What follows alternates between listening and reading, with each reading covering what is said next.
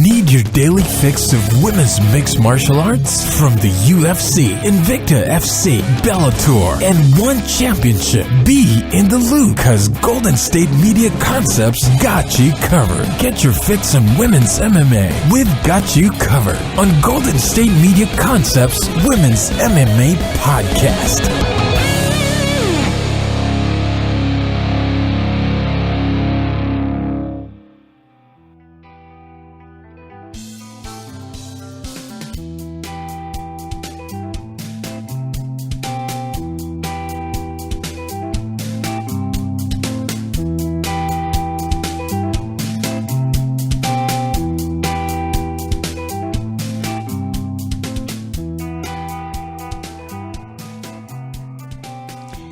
Hello and welcome to the GSMC Women's MMA Podcast. I am one of your hosts, Sarah, and today Will and Tate sat down to recap UFC 217, and as part of that conversation I came in to talk women's fight between Joanna Jedrzejczyk and Rose Namajunas. So let's tune into that conversation. All right. We are back and we are about to start talking about the shocker of the night for me. Once again, I'm your host, Tate. I have Will here. What's up? And I also have Miss Sarah. Hello. You brought me in for the sad part. I might cry, just, to warn you. I know she's, I don't know what Karen Bryant's podcast is called, but she's talked about Joanna Jedrzejczyk being her spirit animal. And I can't disagree. She is definitely, I hate to use the same term, but she's definitely been my spirit animal. She's been the most rounded fighter, the most unstoppable force, and then she got knocked out. How does that happen? Joanna Jedrzejczyk got knocked out. Does anyone quickly? Yes. Does anyone have please tell me that there's going to be Christmas this year, because things have been turned upside down in my world here. I mean, 11 would do that. So, we have a new champion in Thug Rose, and I love Thug Rose. I love saying Thug Rose. I have been a big fan of her ever since The Ultimate Fighter. I thought she should have been the very first strawweight champion, but she was going up against a force of nature. I thought she had no chance at all. And then the fight happened. As a matter of fact, and everyone kept giving, I think everyone has revisionist history, because everyone's talking about how calm and cool Rose was.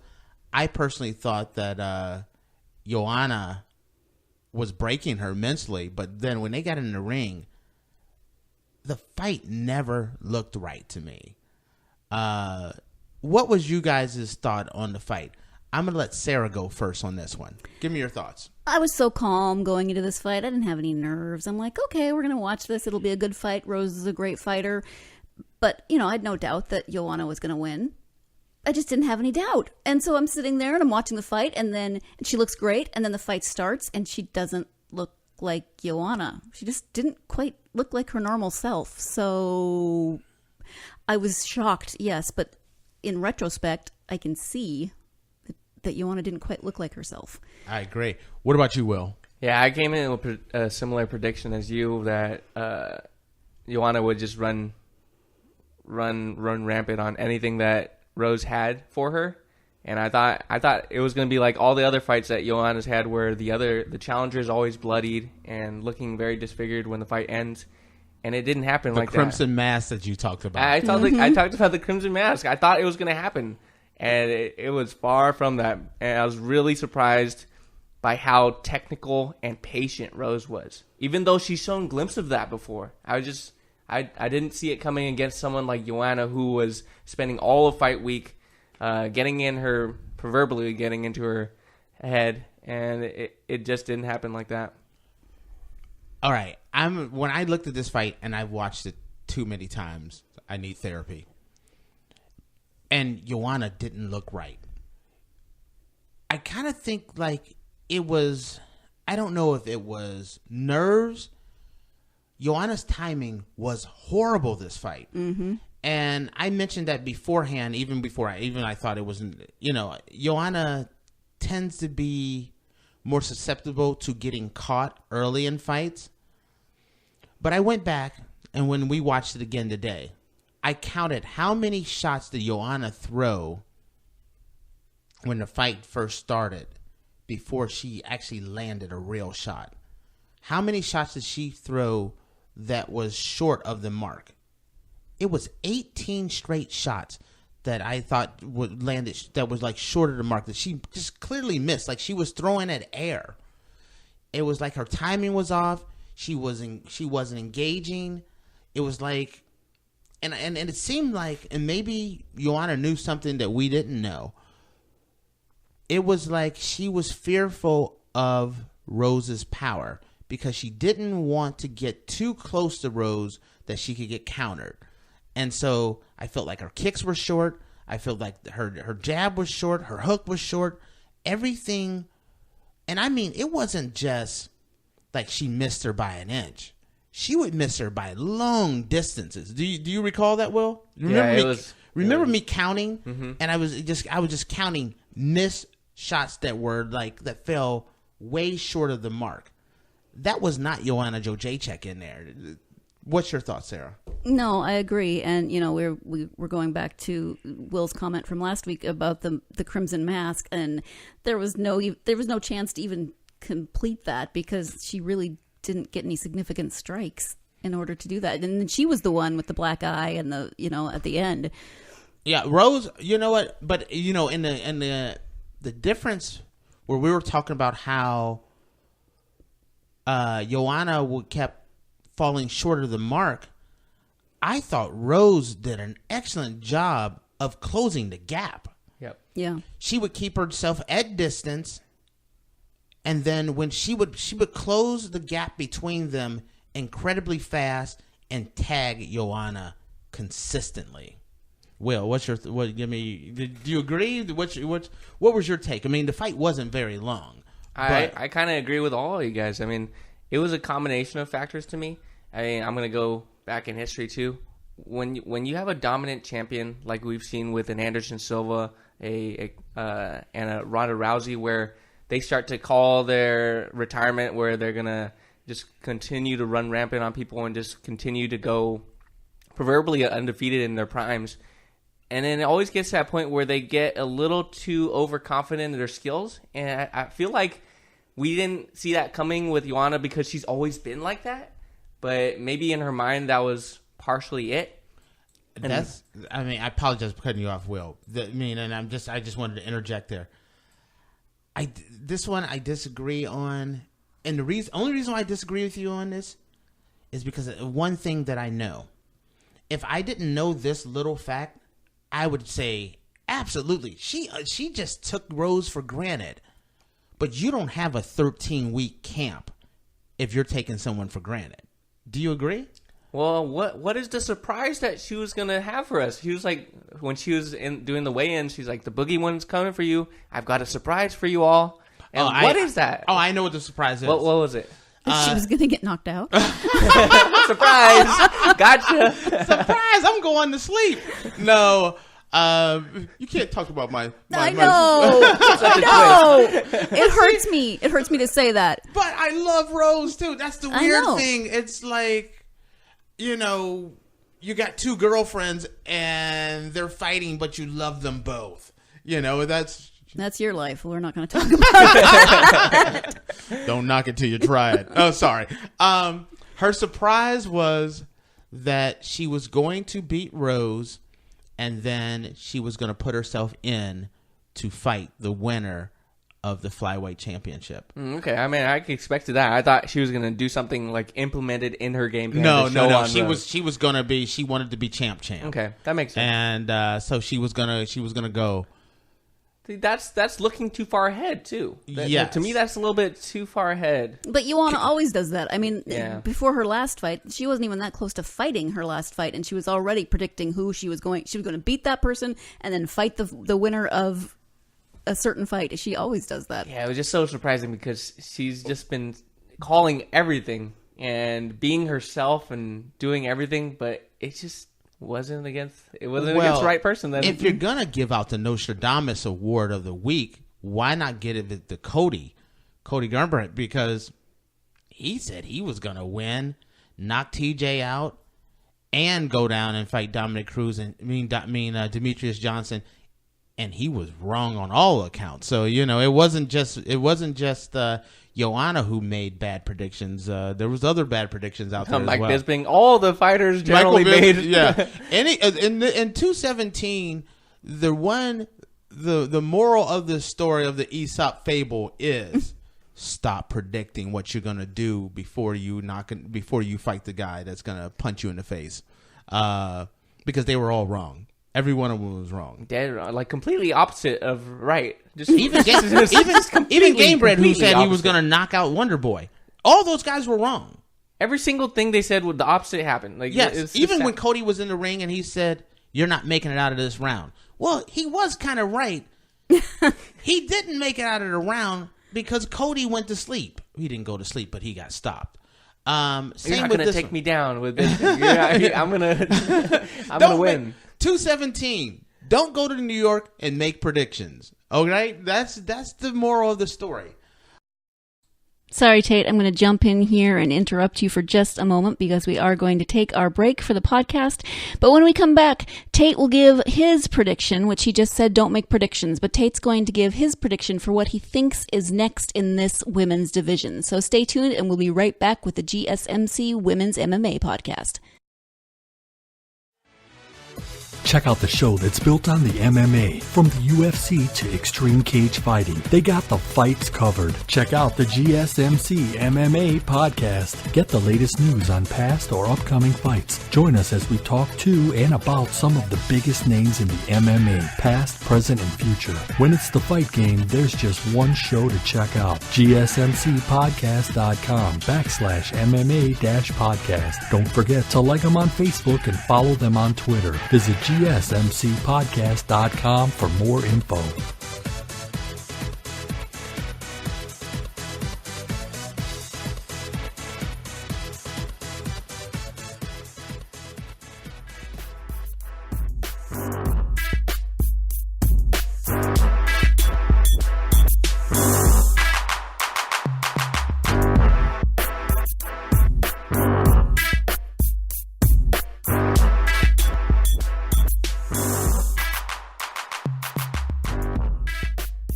And we are back with the GSMC Women's MMA podcast. Time to find out what that prediction that Tate was about to make is.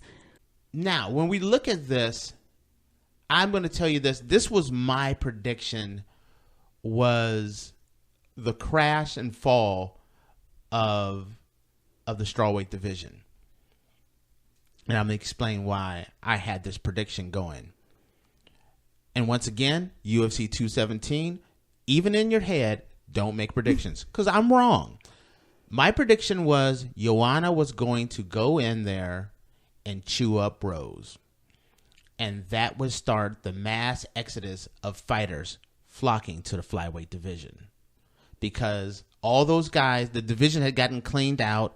And so when you look at Jessica Andrade and Claudia Gadelha. All I can think of is how happy Claudia Gadelha must be right now, because no, she's not, because she just lost. She just got beat up by Andrade. But she, what was she going to do? Fight Joanna once a year? That was going to be my prediction. They were all going to move up in weight. Mm-hmm. I thought all those people were going to move up in weight because they were like, they're not going to give me another title shot, so I have no shot at the strawweight title. I'm going to flock to. So all the top fighters I was going to predict were going to go to the flyweight division. That has been put on hold because Rose Namajunas is champion, Claudia Gadelha, Jessica Andrade, all of those guys, they have title shots coming up now. As long as Thug Rose is champion, the whole division has been rejuvenated. When you start looking at it as in Jessica Andrade, yes, title shot. Gadelha, title shot. Karolina Kowalkiewicz, title shot. Tisha Torres is right there for a title shot. Michelle Waterson, she's right back in the picture again. Cynthia Carvillo, which could be the most dangerous person of all. Title shot. No one in their right mind was ever going to give Carla Esparza another shot at that title, even though she was the original champion. But now with Rose, she beat Rose. She gets a couple of wins, title shot. All these people, Felicia Herrick, who has won who's won a few fights in a row. She's in the title picture here. That's where we'll stop at. Paige Van Zandt is number 10. And wait a minute, though. I'm going to tell you this. The reason why, I know you guys laugh, but my prediction, and it has been talked about. Stop predicting. Oh, no. 217 is over. Yeah. We're no longer in New York. I'm back to the Nostradamus world. Miss Cleo, Paige Van Zandt versus the winner of The Ultimate Fighter, Flyweight Division. Paige Van Zandt is going to get the very first title shot. That's my prediction. It's already been talked about, but I think it's going to happen. Whoever wins Ultimate Fighter, what's the best way to get that division kicked off but a Paige Van Zandt versus the new flyweight champion? That's box office. The UFC is about box office. That's a box office match. I predict that, but everybody from Alexa Grasso is number 11. All these women now are right back in the title picture. But when you look at this, if Joanna wins this fight, and let's say Joanna was the win, the Rose beat Rose in convincing fashion. What do you do with Joanna? You have to move her up in weight because you were going to say put her against Tisha Torres. Is it Cynthia Carvillo or nothing? This changed that whole entire division. It makes it very interesting. Just saying. So let's talk about Rose as champion and how do we see her moving forward, because we've seen before it's not easy to be the champion and have to do all the promotions and do everything that goes along with that and still train. And how do we see her handling this new role? Okay.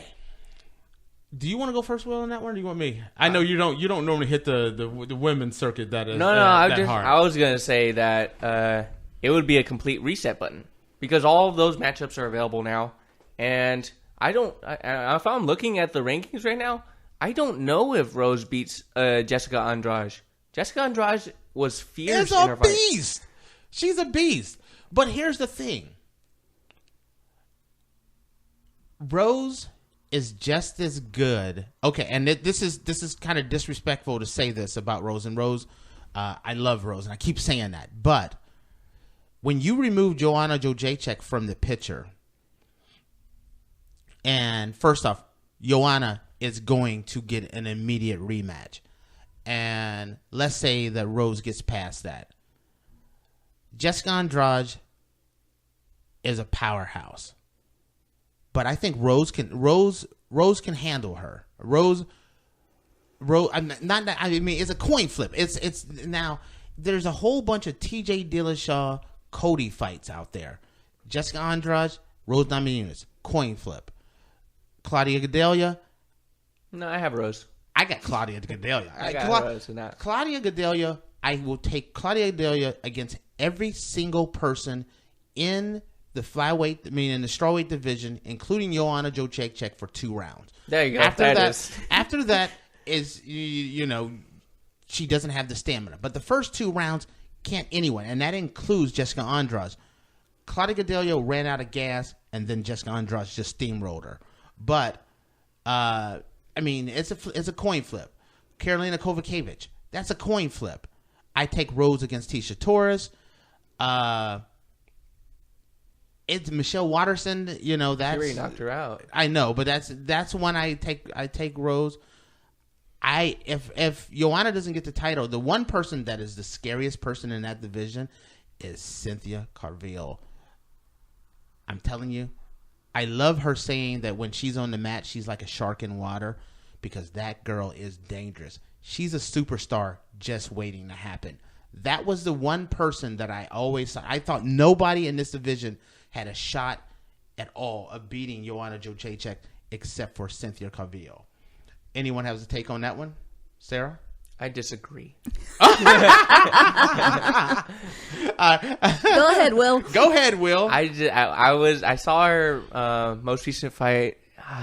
It was against Joanne Calderwood. Yeah. Yes, it was. Mm-hmm. I was not impressed. I was not impressed by her ability to just be content with taking Joanne down. Okay, here's the thing. Joanne Calderwood, in my opinion, is the most disrespected woman in the entire division. That woman, and I've done it, everyone overlooks her.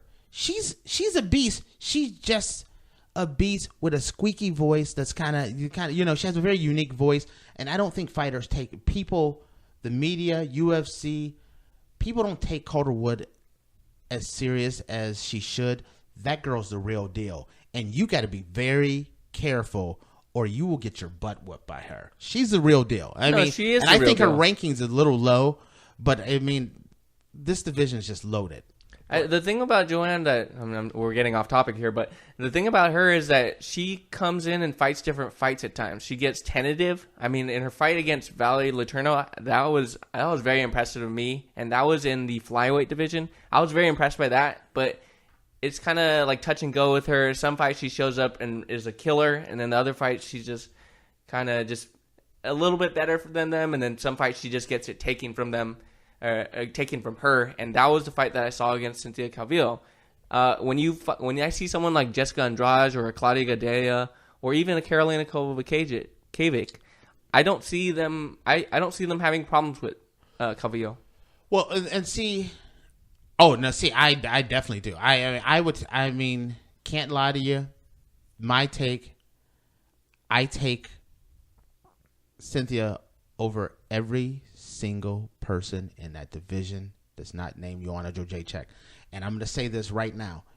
Joanna will not be the same fighter in the rematch. She's getting the rematch because she's been too big of an ambassador to the UFC. She's done everything the UFC has ever wanted and more. All the media, the impressive wins, she's technically in title matches, she's already tied Ronda because Ronda had one less. Ronda was given the title where Rose took the title. Rose or Joanna? Joanna took the title where Ronda was given the title. So in title matches, they have the same amount of title matches, Ronda and Joanna Jedrzejczyk. So I personally think the record is tied between those two. But going back to the fight, I don't think that. I mean, if you're like when Joanna was fighting Rose, there was too many shots that did not land, that never kept. There was nothing to keep Rose off of Joanna. In the rematch, I think they will see that she wasn't landing. I think she'll start faster. She'll connect more, which will keep Rose at a bay. And I think you'll see a very different fight in the rematch. What's your thoughts? And I'm going to have each of you go on the rematch. Thug Rose versus Joanna Jedrzejczyk. Who wants to go first? Well, I'll go first. I Okay. mean, I would hope that they're gonna. I mean, I would hope we would see a different fight. I mean, what's the point of having a rematch if you're going to do the same thing? So, and Joanna tends to be. I see her as a bit of a perfectionist, so I can't imagine that she's going to watch that fight and not make changes. Will? Well, I see it either repeating as a Rose win or it becoming a war, as you mentioned, because if Joanna makes it out of the first round, then it becomes a striking chess match. I don't think it's going to go to the ground much in this fight. So I see it being more of a technical match versus kind of like a Muay Thai versus more boxing heavy style that Rose has, Okay. And if it goes to distance, I'm going to have to give it to Joanna just because of all the championship fights that she's had. And If it goes, as a matter of fact, if it goes to distance, I would predict in the rematch a unanimous decision on Joanna's part. But I could see this fight again being very similar, where round 1 and round 2, Rose will have the ability to crack Joanna again. I think the big difference will be the fact that she will be able to land more shots. She'll be able to close more distance. It's going to be interesting. I don't know when they're going to have the rematch, but there's already talk that it's going to happen. Even Dana said, Joanna has earned that right. So, is it going to be my last word? Does anyone else have anything else to say on this before we wrap this segment up? Do you have a winner between that potential rematch?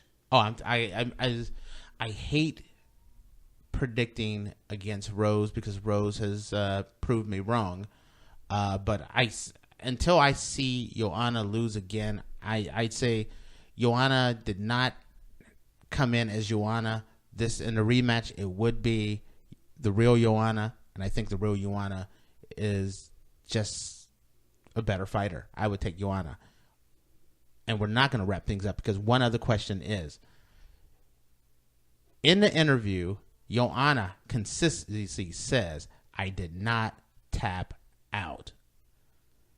I watched the video 30 Ways to Sunday. Joanna tapped out. Does everyone agree that she tapped out? Yes. I saw 2 taps. Yes. They were both by Joanna. And I was trying to figure out, was she just trying to adjust her hand or something like that? Those were taps, right?